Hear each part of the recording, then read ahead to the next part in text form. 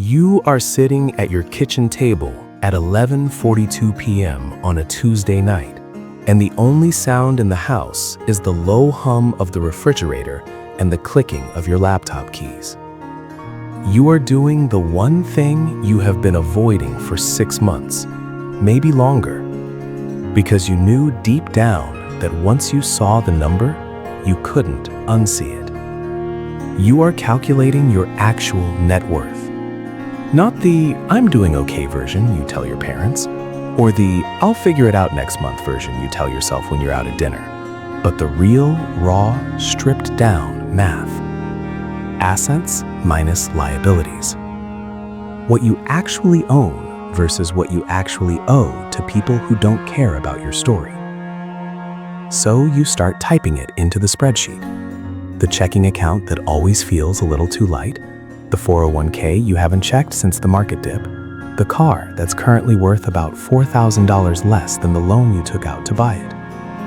Then come the red numbers, the student loans that feel like a permanent monthly subscription to your past, and that credit card balance you've been almost paying off since 2023.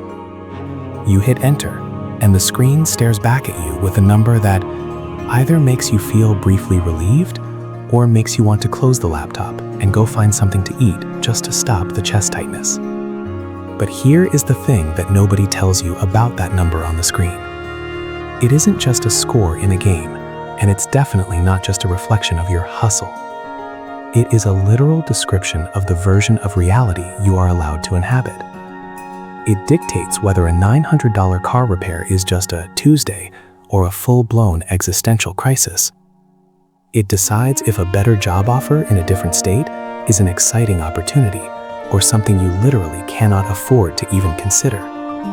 Every single level of net worth feels completely different from the inside, and most people are playing the game without knowing which level they're actually standing on. My name's Jack, and I spend way too much time thinking about the psychology of money and why two people can earn the exact same salary for 20 years, yet one ends up with total freedom while the other is still checking their bank app at the grocery store line.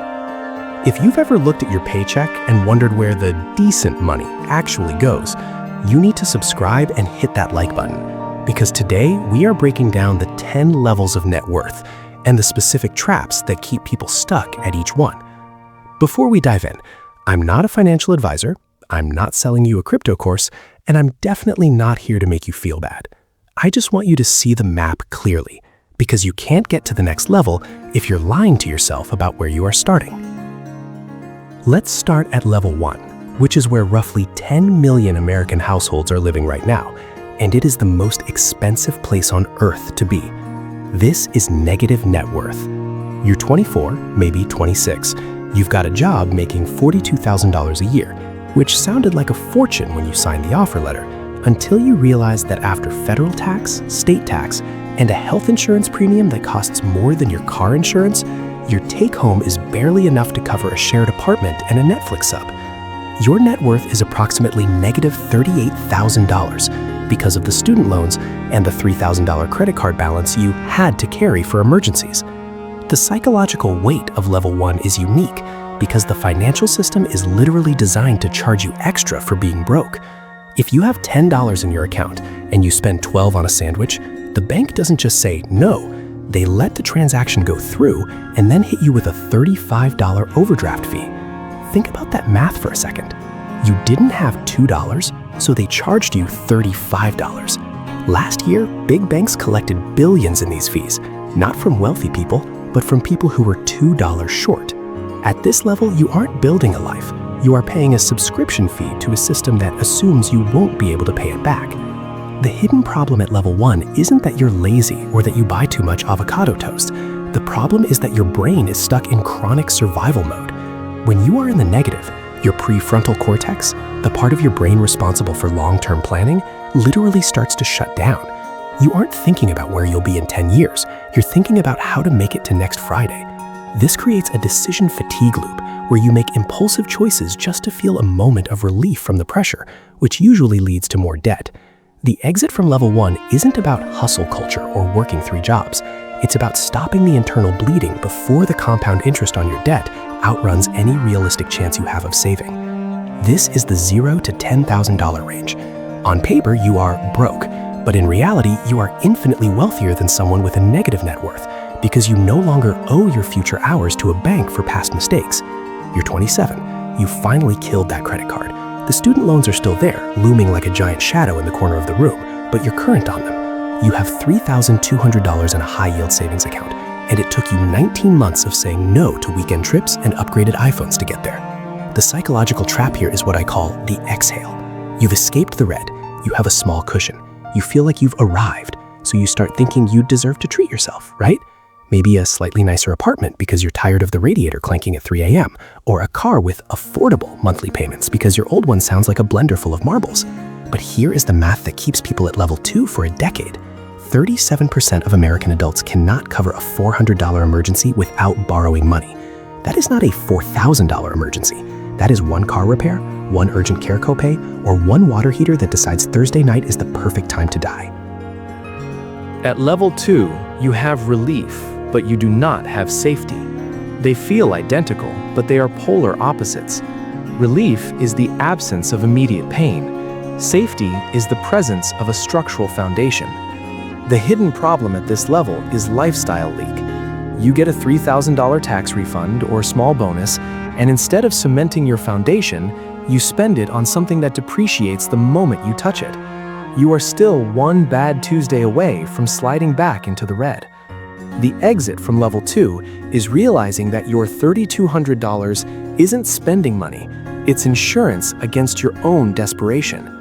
Then we hit level 3, $10,000 to $50,000. This is the stable but stagnant phase. You're 30, you got a promotion, you finally broke the food delivery habit, which, if you're being honest, was quietly costing you $350 a month in service fees and tips for lukewarm pad thai. You have $24,000 split between a savings account and a 401k where your employer matches 3%. Your net worth is around $20,000. For the first time in your life, you can breathe. You don't check your bank balance before tapping your card at the grocery store. But here is the hard truth about level 3 that most people miss. The money isn't working yet. At $20,000 invested at a 7% return, your portfolio generated $1,400 last year. That's roughly 2 months of rent or a few car payments. It's nice, but it's not life-changing. Compounding at this level is like hiring an intern who mostly just watches you work and occasionally brings you a coffee. You are still 95% of the engine. If you stop cranking the handle, the machine stops. The trap at level 3 is the cash hoard. You're so traumatized by being broke in your 20s that you keep all $20,000 in a standard savings account earning 0.5% interest. Meanwhile, inflation is eating your lunch at 3% or 4%. Your money is literally sitting in a chair doing nothing while a thief slowly picks its pockets every single day. The exit here is the identity shift. You have to stop being a saver and start being an investor. You have to open the brokerage account, max the Roth IRA, and capture every penny of that employer match, which, by the way, is the only 100% guaranteed return on investment that actually exists in the universe. Now we enter level 4. $50,000 to $100. This is the house and car squeeze, and it is where the most successful-looking people in America get trapped forever. You're 34, you bought a house in a neighborhood with a Trader Joe's nearby, which was somehow a non-negotiable for you. You have a mortgage of $2,400 and a car payment of $650 because your old one finally gave up and you needed something reliable for the kids or the commute. Your 401k has $65,000 in it. On paper, your net worth is $82,000. From the outside, you have made it. From the inside, it feels like a cage. Your gross income is $85,000, but after taxes, health insurance, the mortgage, the $190 car insurance, the $400 student loan payment, and $800 for groceries, you have exactly $512 left at the end of the month. We haven't even touched home maintenance, which you should be budgeting at 1% of the home's value every year. The house doesn't care about your lifestyle goals. If the roof leaks, it leaks. The average millionaire spends about 1% of their net worth on their car. The average level 4 household spends closer to 30%. That $650 car payment is financing a loss. You paid for the depreciation and the interest, and you called it an asset. The trap here is the belief that looking the part is the same as being the part. You've signed up for every expensive commitment simultaneously, and now you're paralyzed. You can't quit the job you hate because the squeeze requires every single dollar you earn just to keep the lights on. $100,000 to $250,000. You are 38 years old and you have been grinding for 15 years. You finally crossed that six-figure net worth mark, $127,000 split between home equity, retirement accounts, and a brokerage account you check more often than you probably should. The gains still look small, and you've started wondering if you're doing something wrong. You aren't. Charlie Munger once said something about personal finance that sounds almost cruel until you see the math. The first $100,000 is $1, but you gotta do it. If you save $10,000 a year at a 7% return, that first $100,000 takes 7.8 years of pure, unadulterated discipline. But the second $100,000, that only takes 5.1 years. The fifth takes under 3. The first $100,000 eats up 25% of your entire journey to $1 million, while representing only 10% of the destination. At $30,000 invested, a 7% return is $2,100, barely a month's rent. But at $500,000, that same 7% is $35,000. Your portfolio is now covering your groceries, your utilities, and your car insurance without you lifting a finger. The intern finally became a full-time employee. The trap at level 5 is lifestyle creep. It doesn't knock on your door, it just moves in quietly and eats every dollar you give it. You got a promotion, your take-home pay went up $900 a month, and within 6 months, the car got an upgrade and your savings rate is somehow lower than it was before the raise. The exit here is automation. Move the money before you ever see it in your checking account. Your future self is not more disciplined than your present self. They are the same person. Stop asking yourself to be heroic every single month and just automate the win. Now we hit level 6, $250,000 to $500,000. This is the golden handcuff phase. You're 43, your combined household income is $162,000. Your net worth is $340,000. Life is genuinely fine. The bills get paid, the family goes on a decent vacation once a year, and you aren't doing the grocery store account check anymore. Yet you're still lying awake at 2 a.m. worrying about retirement. Why? Because you've run the numbers. At $340,000, the 4% rule only generates $13,600 a year. That isn't a retirement. That's a part-time job's income without the actual job. The hidden problem at level 6 is that both of your incomes are now fully deployed. The mortgage was sized for 2 salaries. The neighborhood, the kids' activities, it's all calibrated to that $162,000, which means neither of you can quit. Neither of you can get sick for long. Neither of you can take a pay cut for a job that actually has meaning without the whole structure wobbling. The golden handcuff doesn't feel like a trap. It feels like the life you built. That's what makes it so effective. However, there is a counterintuitive twist here. At around $200,000 invested, your annual returns just started exceeding your annual contributions. This is the crossover point. After this, compounding does more work than you do. You've built the snowball. Your only job now is to not blow it. Don't buy a boat. Don't renovate the kitchen for the 3rd time. Just let the physics of money take over. $500,000 to $1 million. You're 48 years old.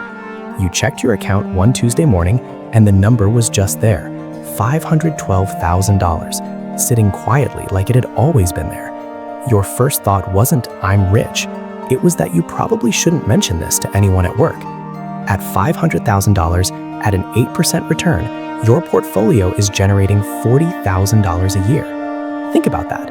While you're sitting in a meeting that could have been an email, while you're driving to soccer practice, while you're arguing about what to watch on Netflix, your portfolio is running in the background like a full-time employee who never shows up late, never needs health insurance, and has never once asked for a raise. But here is the counterintuitive twist at level 7. Most people at this stage have 30 to 50% of their net worth locked inside their house. It is completely inaccessible unless you sell the roof over your head or borrow against it. You can have $750,000 in net worth and only $50,000 you can actually deploy in an emergency. The move at level 7 is to stop treating home equity as your only investment strategy. It's a large, illiquid, undiversified position in one specific zip code. It counts, sure, but it doesn't feed you. The goal here is to start aggressively feeding the brokerage account you've been underfunding for a decade. Then we hit level 8, $1 million to $3 million. This is the millionaire disappointment. You're 54. You crossed the $1 million mark at 7:14 a.m. while standing in your kitchen in the same shirt you've owned since 2018. You waited for the feeling, the arrival, the clarity, the sudden burst of confetti. Approximately nothing happened. You didn't feel like a different person, you just felt like a person with a slightly more expensive app on your phone. You closed the app, made your coffee, and went to work. Why? Because $1.3 million at a 4% withdrawal rate only generates $52,000 a year. It's, I think about money slightly less frantically money, but it's not, I never have to think about money again money. Here is the part that rearranges everything you assumed about who actually builds wealth. In a study of over 10,000 millionaires, the 5 most common professions weren't tech founder or hedge fund manager. They were engineer, accountant, teacher, manager, and attorney. Teachers, people who 79% of the time received 0 inheritance and often never made 6 figures in a single year. What they did almost universally was invest consistently in boring places and never touch it. 61% of them drive Fords, Toyotas, or Hondas. The person performing wealth is making $1,200 monthly payments on a truck that used to commute to a desk job. The person actually building wealth is driving a used Camry with 94,000 miles and a brokerage account that would make your eyes water. The trap at level 8 is hedonic adaptation, the goalpost that refuses to stop moving. 1 million felt like the end until you got here. Now 3 million sounds like the real number. This psychological glitch has derailed more retirement plans than any market crash in history. You start comparing yourself to the person at level 9, and suddenly your $1 million feels like barely enough. The exit here is realizing that the only scoreboard that matters is the one nobody can see. $3 million to $10 million. This is where freedom actually shows up. You're 61 years old. Your net worth is $4.2 million. You haven't said that number out loud to almost anyone because you've noticed it changes how people look at you. It changes the energy in the room. At $4 million, the 4% rule generates $160,000 a year. Work is now optional. Not optional if everything goes perfectly optional. Structurally, genuinely get up and quit on a Wednesday optional. The hidden problem at level 9 is complexity wearing the costume of sophistication. At this level, people in expensive suits start appearing with exclusive opportunities, hedge funds, private equity, things that require a glossary to understand. They'll tell you your boring index fund strategy was excellent for getting you here, but now you require something more nuanced. Usually, nuanced just means higher fees, worse liquidity, and after those fees, worse returns. Only 10% of hedge funds consistently beat a basic S&P 500 over a decade. The boring thing that got you here is almost certainly the right thing to keep doing. Don't let someone charge you $2 and $20 just to find that out the expensive way. Finally, we hit level 10, $10 million and above. This isn't just a higher number, it's a different country entirely. You're 67. Your net worth is $14 million. The financial system now operates on a completely different set of rules most people don't even know exist. You don't sell things to buy a house or a boat. You borrow against your assets to fund your lifestyle, meaning you pay 0 capital gains tax while the assets keep compounding. It's a strategy called buy, borrow, die. It sounds like the tagline for a very niche action movie, but it's actually standard estate planning at this level. At $14 million, a 4% withdrawal is $560,000 a year. Your portfolio is now generating more money annually than most people earn in an entire decade of full-time work. But here is the hardest truth of level 10. 70% of wealthy families lose their fortune by the 2nd generation. 90% lose it by the 3rd. The number one cause isn't bad investments. It's a family communication breakdown. You spent 40 years building the money, but if you didn't transfer the mindset and the philosophy behind it, you've only solved half the problem. The gap between the person who sits at 67 with $4 million in index funds, sleeping like a baby, and the person who sits at 67 still grinding at a job they've hated for 15 years to cover the mortgage on a house they bought to impress people they've lost touch with, that gap didn't open at age 67. It opened in 1,000 small moments across 4 decades. It was the car payment signed at 29. It was the lifestyle upgrade at 38 that felt like a reward but acted like a weight. It was the savings rate that quietly shrank every time your income went up. There is no trophy for looking like you're at a higher level than you are. There is no prize for performing wealth while building debt. The only scoreboard that actually matters is the one nobody else can see. That number, assets minus liabilities, is your real number. And now you know exactly which level it puts you at. Knowing your level is step 1, but knowing how to reset the system that's keeping you stuck at level 3 or level 4, that is a much longer conversation. If you've been staring at your number and wondering what the next move looks like for you specifically, we built a place for that. It's our community, a space for people who are serious about moving to the next level, not just watching videos about it. The link is in the description. My name is Jack. Come find your level.